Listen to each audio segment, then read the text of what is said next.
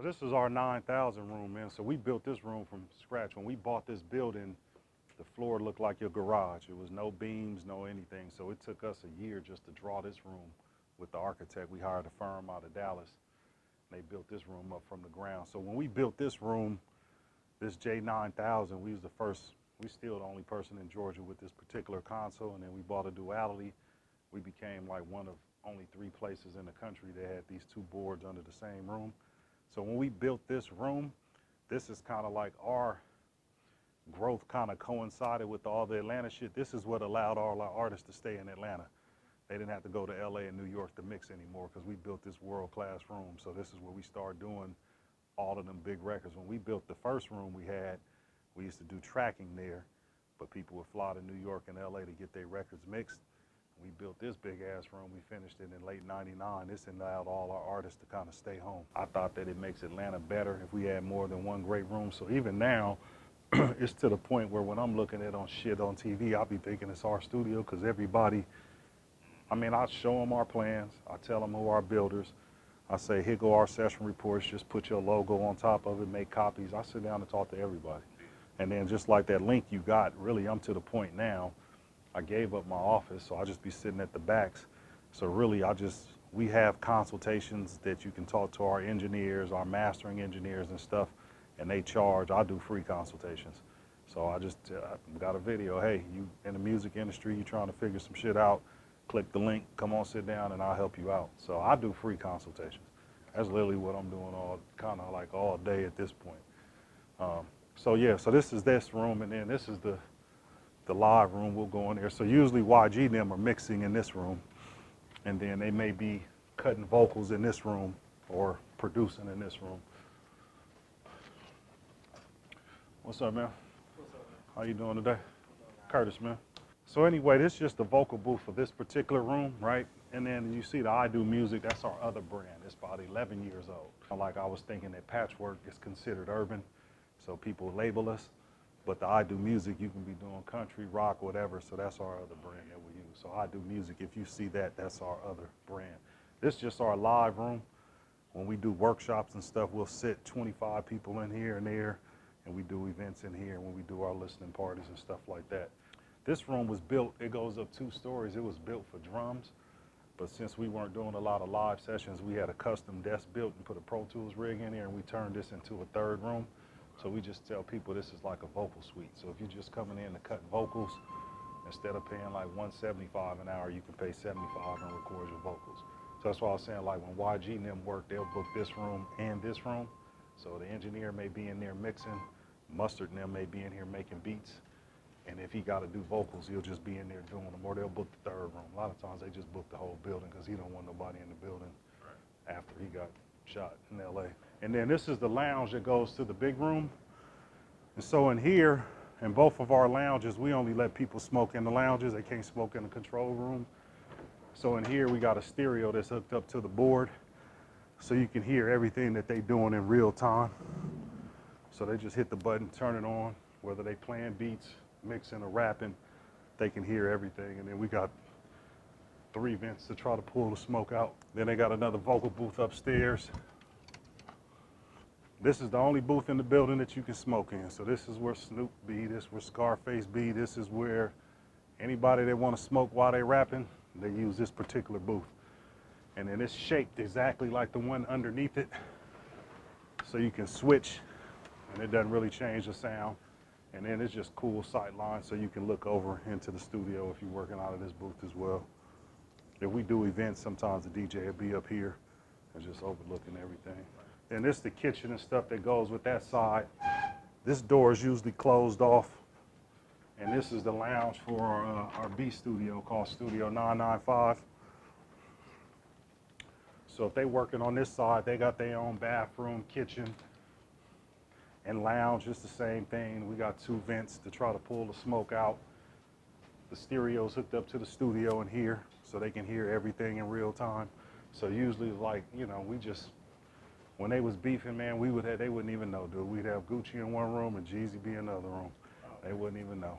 Collaborations have happened because somebody may be working, they'd be like, oh, I'm cool with them, and they come in and records happen or whatever. So that's been cool. What was the biggest collab?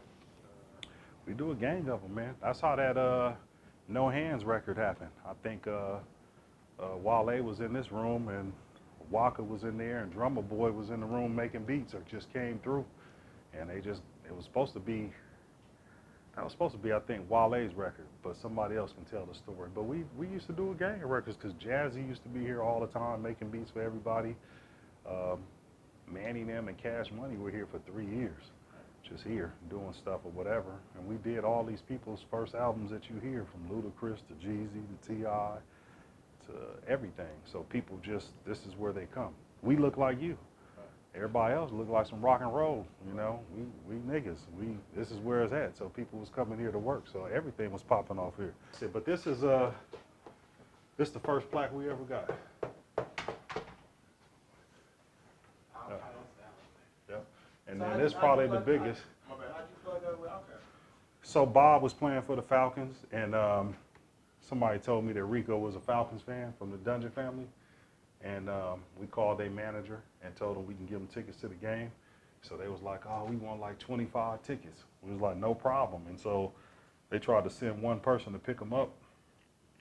I said, no, anybody going to the game got to come get their own tickets.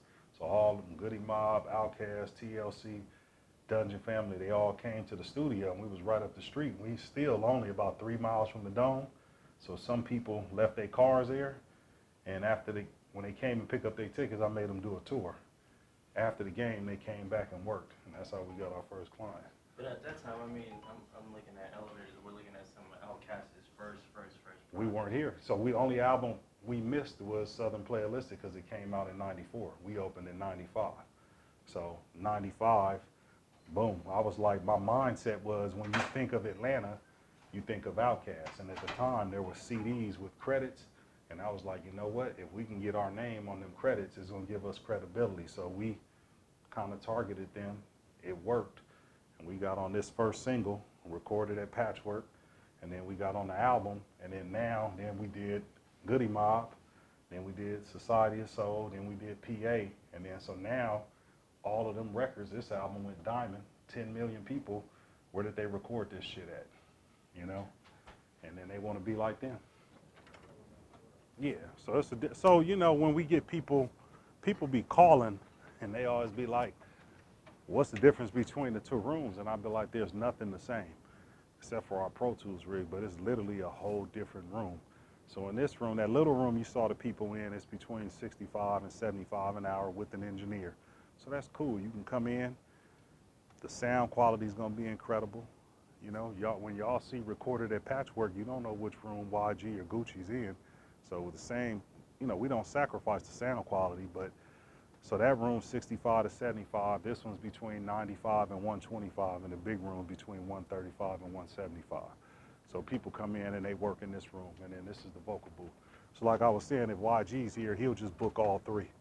He may be over here cutting vocals. Mustard might be in the production room making beats, and then somebody's mixing. So that's why they able to kind of get it done really quick. So this is just the vocal booth for this particular room.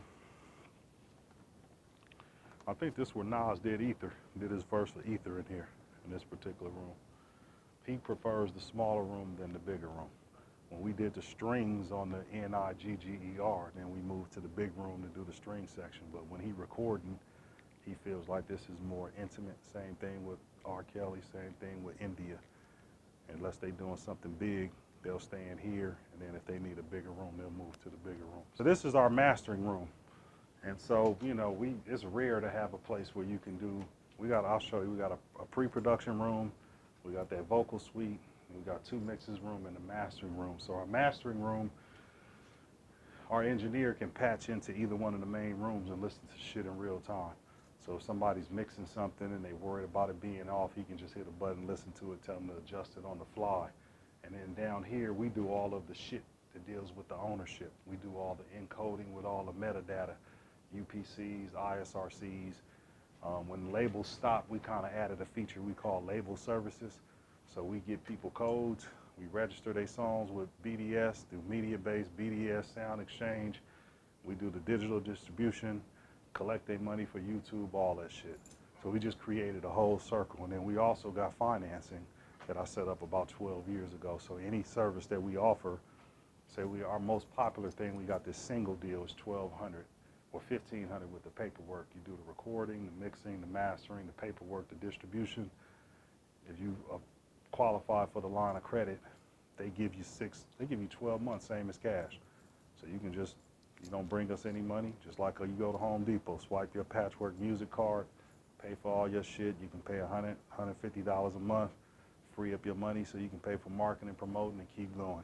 You know what I mean? So we got financing as well for all of, you can pay for your mix fees, CDs, whatever you want, man. Yeah, we ain't playing. So in here, What made you come up with that? I was walking one day and I kept thinking about successful businesses and what businesses celebrate hundreds of years. And I said, shit, colleges and universities, right? They're the only ones that be like around for hundreds of years. And I was like, well, what is it about colleges and universities? And I was like, well, shit, people can borrow money to go to them. And then I started thinking about cars. Like, everybody got a car because you can borrow money. And everybody got a house because they can borrow money. And I said, well, shit, if you're going to be successful, people need to be able to borrow money to pay for your business, right? You can get the $1,000 iPhone and it's financed. So I said, well, shit, we need financing for our services, right? Niggas can go in there and get their car at Tires Plus. Oh, man, get a Tires Plus car, just pay $30 a month. You want to finance your rims? Go ahead. So I was like, well, it makes sense. Shit, we should be able to finance studio time. So when I called the people, it was foreign to them. And then I filled out an application, and they actually flew a person here because they wanted to make sure you had a legit business, like a real brick and mortar. And then when I walked the lady through, she approved me right then. So I don't know any other studios that offer financing, but that was the mindset behind it, was that I want to be able to celebrate 100 years, and people need to be able to borrow money to use my services, right? So I'm like, you can come in, apply, you get approved, keep your money in your pocket. I don't need to loan you no money. We finance it. They pay me, you get the service, and you pay them later. You go out, do some shows, generate some money, and pay your bill. You got a revolving line of credit. Next time you want to do a song, you come in and just use your card. We don't need none of your money. And that's why I was trying to portray to managers and people that got groups, like, you should sign up for an account because you sign an artist, quit digging in your pocket. But sometimes us people think credit is negative, and I'd be like, credit ain't negative. Now, if you can borrow $1 for 3 cents, nigga, it's good. If it costs you 25 cents to borrow $1, then you don't want to do it. But if they're giving you 12 months, same as cash, it's a no-brainer. We partner with Native Instruments. We got every sound that they got, every piece of gear, Pro Tools, Logic. So if people now, if they don't have a place to make beats, they can just come here for $35, make beats. This room is also good for people that want to have meetings. Instead of paying me $175 to sit in one of my main rooms, they can sit down here and play beats with people. The person that used this room the most so far is Beethoven. People be wanting to get beats from him. He don't want them to come to his house. He tell them to book this room. He come in, plug his hard drive in, play beats. They don't like it. He pull out his drum machine and make a new beat. They buy it. They may go upstairs to that little vocal booth, record the vocals. If it's hot, they'll move to one of the rooms, mix it, master it, code it, put it out, make some money, and come back and do it again, right? Yeah. So this room is basically, this is where we keep our masters. I used to have 2 big-ass storage facilities, and that whole back area was full of 2-inch reels. And then we finally went to the model that we only keep people's shit for 2 years now. So now most of the stuff is on DVDs, you know, like if they do a session, you know, we'll have a backup of it, and we'll tell them we'll keep it here for 2 years in case something happened. Then over here, I'm gonna show y'all, see, like these the 2 inches, right? See all them corrupt things, right? Y'all, nobody never heard them records, right? I got some MC, yeah, the 499s, that's all corrupt. Only reason I got a reel, if I got somebody reel, is because they owe me some money. I got their reels, right? But I kept Breed stuff. Breed passed away, and then a friend of mine brought his wife up here, and they didn't even know.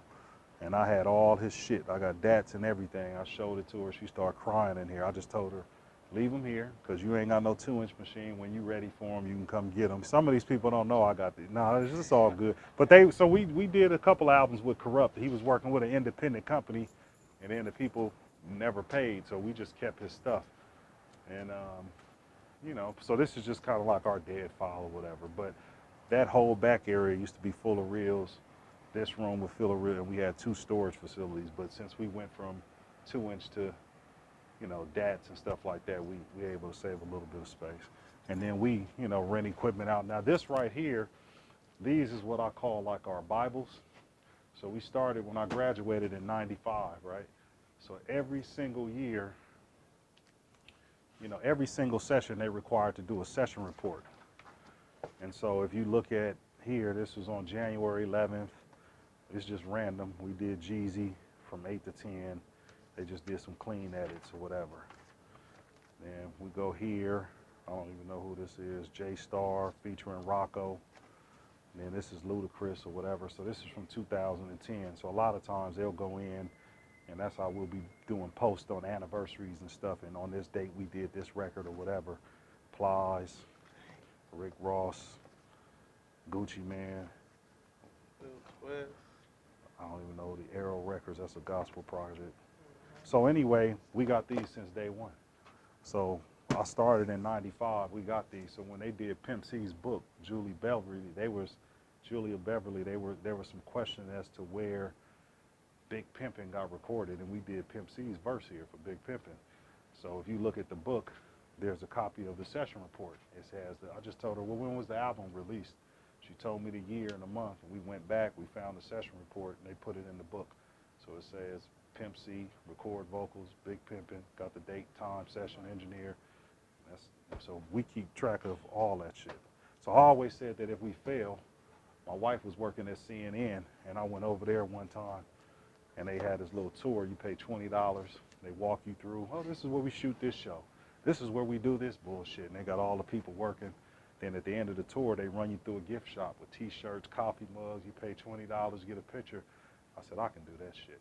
And I said, not being arrogant, but we've done more projects than Motown. And if they can do that in a studio in Detroit and have all them people fly from all over to go to Motown, which is a little house, imagine what they would pay to be like, this is the microphone that Beyonce sung out of. You want to take a picture where Jay-Z was at or whatever. So I always said that I keep some artifacts. So if niggas don't want to record here, we'll just turn it into a goddamn a museum. So in order to get paid from a label, you have to make a session report. But see, I knew they'd do bullshit like you'll send in a session report, right? And then they'd be like, oh, we don't have it no more. He got a food budget of $100 a day. So we got to tell him he went to Baltimore Crab, gave him $100, there was this, and then there's the original receipt. Because if them niggas, you want to get paid, you better have a goddamn receipt. He went to McDonald's for it. I need all the money. So we charge 25% for food budget. So if you don't have the backup, they ain't gonna pay you. So they'll do shit. Say if we do a Gucci session in February, and I send it in the day after, it'll be a month, we don't get paid. I'll call them. Hey man, I sent the invoice in the day after the session, we ain't get paid. We don't have it, can you resend it? Sure.